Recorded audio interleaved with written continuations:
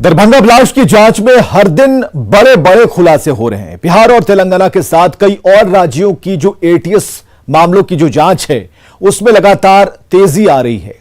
सुरक्षा एजेंसियों की जांच में धमाके के तार अब सीमा पार से जुड़ते दिख रहे हैं।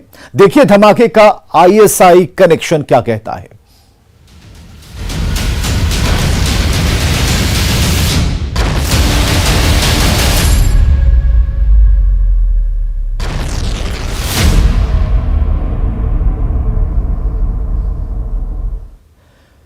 तो एफएसएल ने दरभंगा ब्लास्ट मामले में अपनी जांच रिपोर्ट एटीएस को सौंप दी है। रिपोर्ट में इस बात की पुष्टि हुई है कि धमाके के लिए हाई इंटेंसिटी एक्सप्लोसिव का इस्तेमाल किया गया था।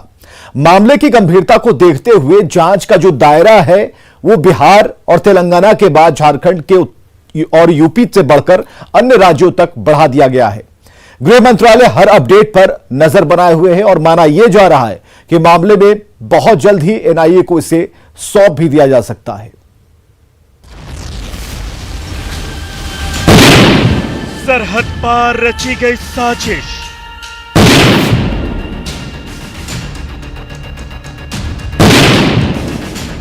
धमाके के पीछे आईएसआई का हाथ।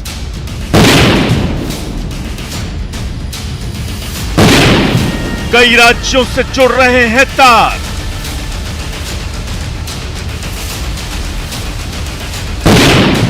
एनआईए को जांच सौंपने की तैयारी। दरभंगा ब्लास्ट मामले में हर दिन नए खुलासे हो रहे हैं। इन खुलासों ने सुरक्षा एजेंसियों और सरकार की नींद उड़ा दी है। नए खुलासे ब्लास्ट के तार आतंकियों से जोड़ने का इशारा कर रहे हैं। धमाके का मुख्य संदिग्ध अब तक पकड़ से बाहर है, लेकिन सुरक्षा एजेंसियां चौकन्नी हैं। हर कदम फूंक फूंक कर रख रही हैं ताकि धमाके का कोई भी सुराग छूटने न पाए और आरोपियों को उनके अंजाम तक पहुंचाया जा सके। इस मामले की जांच कर रही एंटी टेररिज्म स्क्वाड यानी एटीएस की टीम लगातार मामले की छानबीन कर रही है। 6 दिन तक धमाके की जांच करने के बाद एफएसएल की टीम ने अपनी जांच रिपोर्ट एटीएस को सौंप दी है। माना जा रहा है कि एफएसएल की जांच में कुछ बेहद अहम सुराग मिले हैं। जानकारी के मुताबिक रिपोर्ट में कहा गया है कि धमाके के लिए उच्च तीव्रता वाले केमिकल का इस्तेमाल किया गया था, लेकिन केमिकल की शीशी कपड़े के बंडल के अंदर रखी होने के कारण धमाका बड़ा नहीं हुआ। हालांकि इस जांच में अब तक यह खुलासा नहीं हुआ है कि धमाके के लिए किस केमिकल का इस्तेमाल किया गया था। जैसे जैसे जांच आगे बढ़ रही है, इसके तार कई राज्यों से जुड़ रहे हैं। जांच का दायरा बिहार और तेलंगाना के बाद झारखंड और यूपी से बढ़कर अन्य राज्यों तक भी पहुंच गया है। ऐसे में घटना के पर्दाफाश के लिए इन राज्यों की एटीएस एक साथ काम कर रही है। अब तक की जो जानकारी है, जो यूपी एटीएस, बिहार एटीएस और तेलंगाना एटीएस ने जो अनुसंधान किया है, जिन 4 संदिग्धों को हिरासत में लेकर के पूछताछ किया है, उनके तरफ से कई चौंकाने वाली जानकारी जो है वो एटीएस की टीम को दी गई है, जिसके आधार पर इस पूरे मामले का अनुसंधान आगे जारी है। और यह भी बात सामने आया कि इस पूरे मामले में जो है वो आईएसआई का जो है वो हाथ है और आईएसआई जो है वो बिहार में एक बड़ा धमाका करना चाहता था। नापाक मंसूबा जो है वो पाल रखा था, अपने स्लीपर सेल्स को वो तैयार कर रखा था और उन्हीं स्लीपर सेल्स के जरिए जो है वो ट्रेन में ब्लास्ट करना मंसूबा जो था उनका, लेकिन वो कामयाब ना हो सके। धमाके के तार सरहद पार से भी जुड़ रहे हैं। माना जा रहा है कि इस धमाके के पीछे पाकिस्तान की कुख्यात खुफिया एजेंसी आईएसआई का हाथ है। अब तक की जांच में जो अहम सुराग मिले हैं, उसके आधार पर तेलंगाना और यूपी के साथ अन्य राज्यों की एटीएस बिहार एटीएस के साथ सहयोग कर रही है। लगातार कई बिंदुओं पर जांच की जा रही है। अब तक के खुलासे को देखते हुए इस धमाके की जांच को एनआईए को सौंपने की तैयारी है। बहुत संवेदनशील इलाका है। इन मामलों में बहुत सारे धार्मिक स्थलों के तार जुड़े हुए पूर्व में मिले हैं। तो एटीएस अभी जांच कर रही है। अगर नेशनल इन्वेस्टिगेशन एजेंसी एनआईए को जांच मिलनी चाहिए। उससे क्या होगा, पूरे देश स्तर पर वो एक स्पेशलिस्ट संस्था है। और जब से नरेंद्र मोदी जी की सरकार आई है तब से ये ब्लास्ट, महानगरों में आतंकवादी घटनाएं ये एक तरह से समाप्त हो गई है, क्योंकि ये नरेंद्र मोदी जी की सरकार का प्रभाव है। लेकिन जिस तरह यहाँ ब्लास्ट हुआ है यह गंभीर मामला लगता है। दरभंगा पार्सल ब्लास्ट मामले में जिस ढंग से रोज नए खुलासे हो रहे हैं उसने जांच एजेंसियों के होश उड़ा दिए हैं।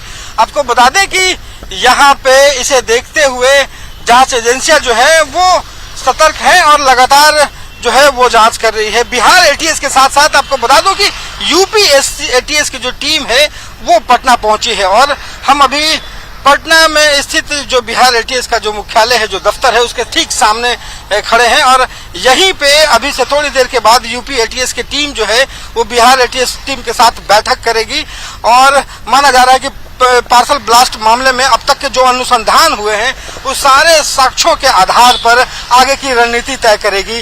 माना यह जा रहा है कि ये सारे मामले जिस ढंग से दरभंगा में जो ब्लास्ट मामले हुए हैं और लगातार 2-3 मामले जो आए हैं उसे लेकर के इसके तार जो है वो दरभंगा के साथ साथ देश के बड़े शहरों और देश के बाहर भी जुड़ रहे हैं। इसे देखते हुए इसे एनआईए को केस सौंपने की कवायद चल रही है और इसमें माना जा रहा है कि आज बैठक में यह तय होगा कि जब ये एनआईए को केस सौंपा जाएगा तो उसके लेकर के जो अहम साक्ष्य और जानकारियां हैं वो उसकी एक मजबूत फाइल बनाई जाए। इसे लेकर के तेलंगाना के जो एटीएस चीफ है उनकी भी आज बिहार एटीएस के आला अधिकारियों से बात होगी और जो अहम जानकारियां हैं उसे एक दूसरे को साझा किया जाएगा।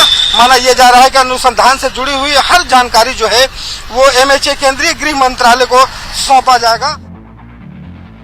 जांच के तहत आज यूपी एटीएस की टीम पटना पहुंची। यूपी एटीएस की टीम ने बिहार एटीएस के साथ कई जानकारियां साझा की हैं ताकि जांच को आगे बढ़ाया जा सके और आतंकियों को जल्द से जल्द उनके अंजाम तक पहुंचाया जा सके। जिस तरह इस मामले में हर दिन खुलासे हो रहे हैं और ब्लास्ट के तार कई शहरों से जुड़ रहे हैं, उसे देखते हुए पूरे मामले को एनआईए को सौंपने की तैयारी है। इसे लेकर यूपी, बिहार और तेलंगाना एटीएस की टीम आपस में एक दूसरे से जानकारियां साझा कर रही हैं ताकि जांच के हर पहलू पर मजबूत फाइल बनाई जा सके। जांच से जुड़ी हर जानकारी भारत सरकार के गृह मंत्रालय को भेजी गई है। गृह मंत्रालय के आदेश के बाद नेशनल इन्वेस्टिगेशन एजेंसी यानी एनआईए को जांच का जिम्मा सौंप दिया जाएगा। दरभंगा से अमित कुमार और पटना से रवि एस नारायण के साथ ब्यूरो रिपोर्ट, न्यूज़ 18। तो दरभंगा ब्लास्ट की जांच में जुटी सुरक्षा एजेंसियों की कार्रवाई लगातार जारी और मामले में सिकंदराबाद से 4 संदिग्ध पकड़े गए हैं। दरभंगा और सिकंदराबाद स्टेशन के सीसीटीवी फुटेज के आधार पर संदिग्धों की पहचान की जा रही है, लेकिन धमाके के समय दरभंगा स्टेशन के सीसीटीवी फुटेज में नजर आया टोपी वाला संदिग्ध अब तक जांच एजेंसियों की पहुंच से दूर है। मुख्य संदिग्ध मोहम्मद सुफियान भी अब तक फरार बताया जा रहा है।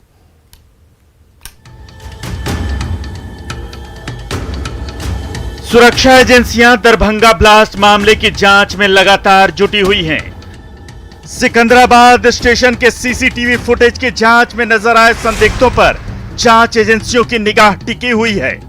लगातार छापेमारी की जा रही है।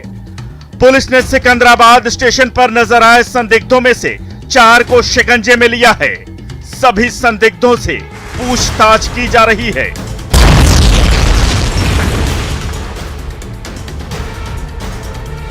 सिकंदराबाद स्टेशन के बाहर जिन संदिग्धों को कार से उतरते हुए देखा गया था, कड़ी जांच और छापेमारी के बाद उनमें से एक को तेलंगाना एटीएस ने धर दबोचा। पूछताछ में उसने 3 और संदिग्धों का खुलासा किया। कड़ी जांच और छापेमारी के बाद उनमें से एक को तेलंगाना एटीएस ने धर दबोचा। पूछताछ में उसने 3 और आरोपियों का खुलासा किया। तेलंगाना एटीएस ने बाकी 3 और संदिग्धों को भी हिरासत में लिया है। घटना के पर्दाफाश के लिए कई राज्यों की एटीएस एक साथ काम कर रही हैं।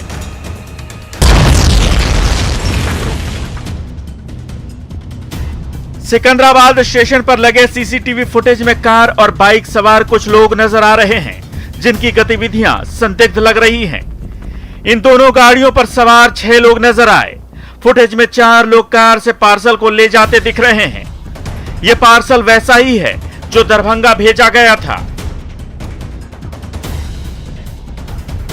दरभंगा में पार्सल क्लर्क से पूछताछ के बाद बिहार रेल पुलिस इस बात का पता लगा रही है कि पिछले 1 साल में इस नाम से क्या पहले भी कोई पार्सल आया था, अगर आया था तो कहां से।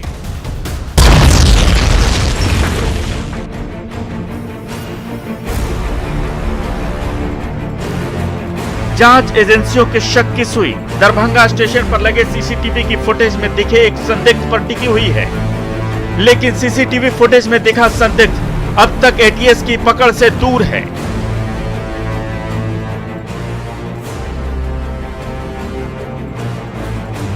जांच एजेंसियों को इस मामले में अब तक कामयाबी नहीं मिल सकी है।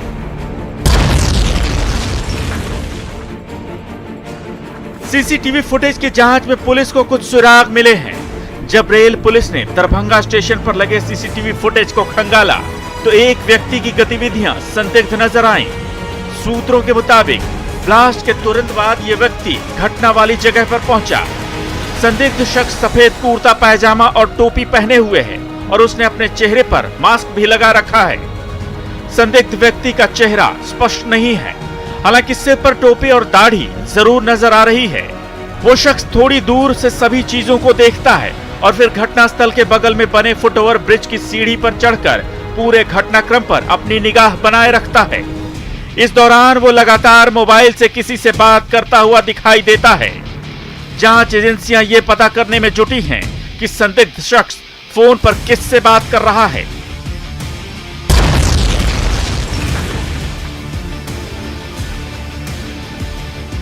तकनीकी सेल ने दरभंगा स्टेशन पर हुए ब्लास्ट के समय एक्टिव नंबरों की जांच की है। जांच में काफी मशक्कत के बाद एक नंबर संदिग्ध पाया गया है। घटना के समय इस नंबर से दूसरे राज्यों के लोगों से लगातार बात होती रही है। स्थानीय पुलिस इस मामले में कुछ कहने से परहेज कर रही है। इस पार्सल को बुक कराने और रिसीव करने वाले शख्स का नाम एक ही यानी मोहम्मद सुफियान दर्ज है। सबसे बड़ी बात है कि पार्सल पर जो मोबाइल नंबर दर्ज है वो भी फेक निकला है। दरभंगा से अमित कुमार के साथ bureau report, news 18।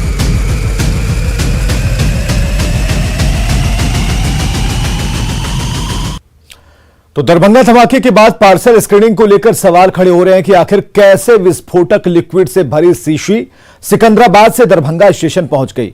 Parcel booking को लेकर भी सवाल खड़े हो रहे हैं। हालांकि घटना के बाद रेलवे पुलिस अलर्ट है। दरभंगा का पार्सल डिपार्टमेंट सभी मानकों के पालन का दावा कर रहा है और हर पार्सल की जांच की जा रही है। आपको दिखाते हैं कितना अलर्ट है दरभंगा स्टेशन का पार्सल ऑफिस और मुजफ्फरपुर के पार्सल ऑफिस में कैसे अभी भी उड़ाई जा रही नियमों की धज्जियां।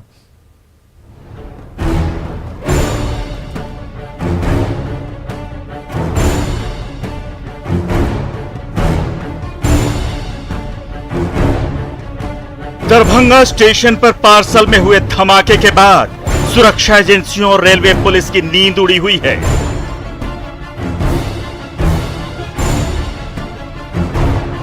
पार्सल की स्क्रीनिंग की व्यवस्था सवालों के घेरे में है। सवाल उठ रहे हैं कि आखिर कैसे पार्सल के साथ धमाके का सामान सिकंदराबाद से दरभंगा स्टेशन तक पहुंचा। क्या पार्सल बुकिंग के समय जांच की कोई व्यवस्था नहीं है? हालांकि ब्लास्ट के बाद से रेलवे पुलिस सक्रिय हो गई है और दावा कर रही है कि सुरक्षा चाक चौबंद है। जिस तरह से ये संपर्क एक्सप्रेस जो है यहाँ आई है, इसी तरीके से सिकंदराबाद से ट्रेन चल के यहाँ आई थी और उसके बाद उनसे गांठ जो है उतारा गया था। और ये जो है पार्सल के विभाग से है, रेलवे के है। तो देखिए हर चीज़ का ये उनके बाद जो है यहाँ पे मेंटेन होने लगा है। ट्रेन कौन सी कितने बजे आ रही है, सारी बॉगीज जो है उसके नंबर यहाँ पे लिखे जा रहे हैं। तो धमाके के बाद जो कह सकते हैं कि दरभंगा रेल पुलिस जो है वो बेहद सक्रिय हो गई है। तमाम दावों के बावजूद आप ये जानकर चौंक जाएंगे कि पार्सल के भीतर क्या सामान है, उसमें कहीं कोई विस्फोटक तो नहीं। इसकी जांच की कोई व्यवस्था नहीं है। स्क्रीनिंग के नाम पर सिर्फ खाना पूर्ति की जा रही है। अगर ऐसा नहीं होता तो दरभंगा स्टेशन तक धमाके का सामान कैसे पहुंचता? इसलिए हमने दरभंगा स्टेशन के पार्सल बुकिंग ऑफिस का रियलिटी टेस्ट कर सच्चाई जानने की कोशिश की। इस वक्त मैं मौजूद हूँ दरभंगा स्टेशन के, ये पार्सल घर है और यहाँ देख सकते हैं कि जो अधिकारी हैं जो जिनके ऊपर जिम्मा है पार्सल बुक करने की, वो अपने टेबल पे नहीं है। जैसे ही जो है न्यूज 18 उनसे ये जानना चाहा कि यहाँ पे जो पार्सल बुक होता है उसकी प्रक्रिया क्या है, किन किन बातों का आप पालन करते हैं। ऐसे इंतजामों के बाद सुरक्षा में चूक होनी तय है। हालांकि धमाके के बाद दरभंगा स्टेशन के अधिकारी और रेलवे पुलिस की टीम चाक चौबंद सुरक्षा इंतजाम का दावा तो कर रहे हैं, लेकिन यह जानना बेहद जरूरी है कि पार्सल बुक करने के समय और उसे डिस्पैच करने की पूरी प्रक्रिया क्या है।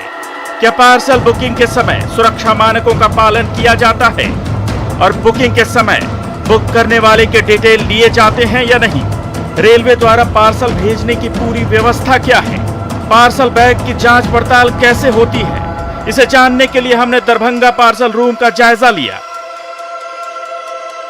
आईडी प्रूफ लेना, उस पर दस्तखत करा के मोबाइल नंबर एंट्री कराना, बस ये। पार्सल जो होता है कंसाइनमेंट, उस पर भी आप मोबाइल नंबर वगैरह अंकित करते हैं, लिखते हैं आप लोग? वो पार्टी द्वारा प्राइवेट मार्का दिया जाता है, जी पार्टी द्वारा दिया जाता है। नाम, मोबाइल नंबर, पता।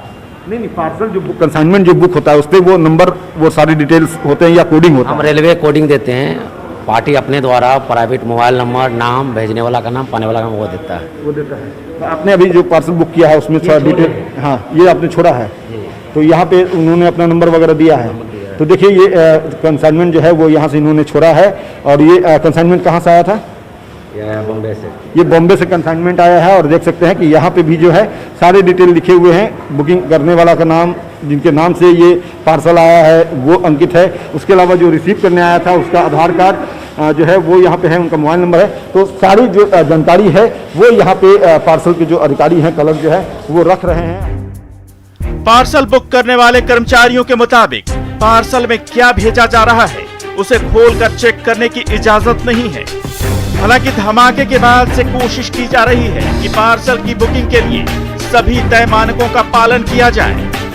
सुरक्षा इंतजामों को देखते हुए कुछ मानक बदले भी गए हैं। ये भी इंतजाम किए गए हैं कि बुकिंग करने वाले के साथ साथ रिसीव करने वाले की भी जानकारी स्पष्ट हो।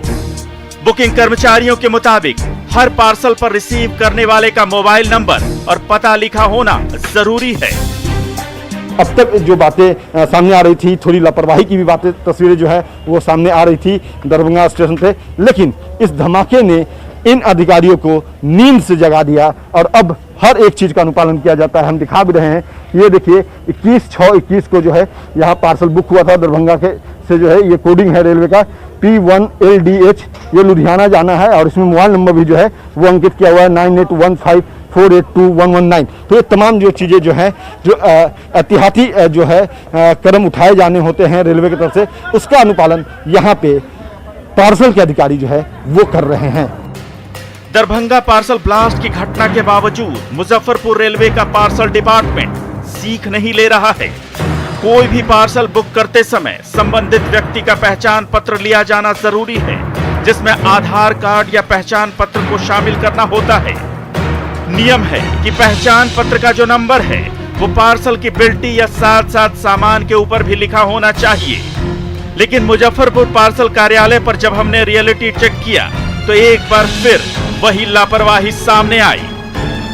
दरभंगा में पार्सल ब्लास्ट के बाद पार्सल विभाग ने कई सारे नियम बदले, जिसमें यह कहा गया कि जो पहचान पत्र लिया जाता है उस पहचान पत्र का नंबर डॉक्यूमेंट्स के अलावे जो कंसाइनमेंट है उस पर भी डाला जाएगा।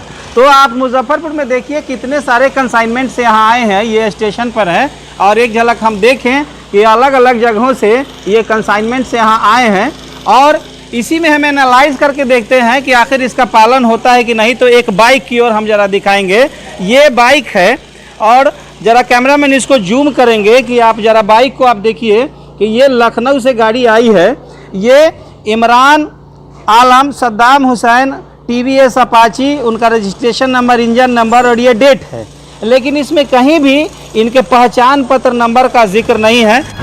मुजफ्फरपुर स्टेशन पर बाहर से जो पार्सल आए थे उनकी पैकिंग पर कहीं भी भेजने वाले या पाने वाले के पहचान पत्र के नंबर का जिक्र नहीं है। इतना ही नहीं, जो पार्सल बुक किए जा रहे हैं उन पर भी कहीं भेजने वाले या पाने वाले के पहचान पत्र का विवरण नहीं मिला। अगर ऐसी ही लापरवाही जारी रही तो आतंकी आने वाले दिनों में पार्सल के साथ और धमाकों की साजिश रच सकते हैं। दरभंगा से अमित कुमार और मुजफ्फरपुर से सुधीर कुमार के साथ ब्यूरो रिपोर्ट, न्यूज़ 18। तो इस खास कार्यक्रम में फिलहाल इतना ही। कल फिर होंगे हाजिर। देखते रहिए news 18 Bihar Jharkhand.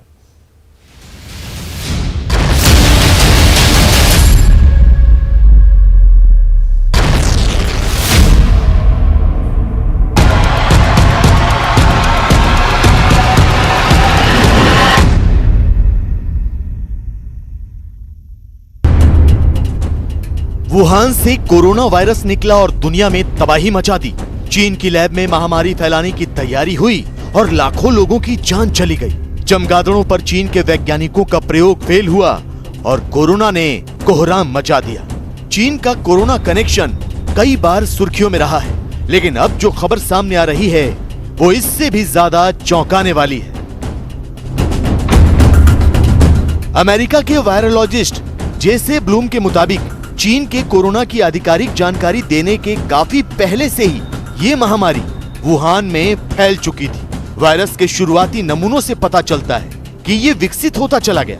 Virologist professor Bloom के मुताबिक चीन ने इसलिए फाइलों को डिलीट कर दिया ताकि उनके अस्तित्व को छिपाया जा सके और कोरोना उत्पत्ति की जांच में किसी को कोई सबूत न मिले। अब समझिए कि चीन ने कोरोना के शुरुआती मरीजों से जुड़ी जिन फाइलों को डिलीट किया है वो इतने अहम क्यों है।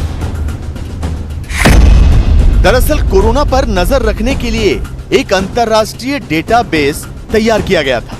इस डेटाबेस में कई ऐसी फाइलें थी जिनसे कोरोना वायरस की उत्पत्ति को लेकर महत्वपूर्ण सुराग हाथ लग सकते थे। इससे ये भी पता चल सकता था कि दिसंबर 2019 में वुहान के सी फूड मार्केट में फैलने से पहले ये महामारी चीन में किस तरह तबाही का सबब बनी। कि चाइना ने एक गहरी साजिश के तहत अंतर्राष्ट्रीय डेटाबेस से कोरोना वायरस की अर्ली रिसर्च को, अर्ली डेटा को डिलीट कराया और जाहिर है कि इस तरीके के साजिश को रच करके चाइना नहीं चाहता था कि कोरोना वायरस से संबंधित जानकारी दुनिया को सही समय पर मिले। हार्ट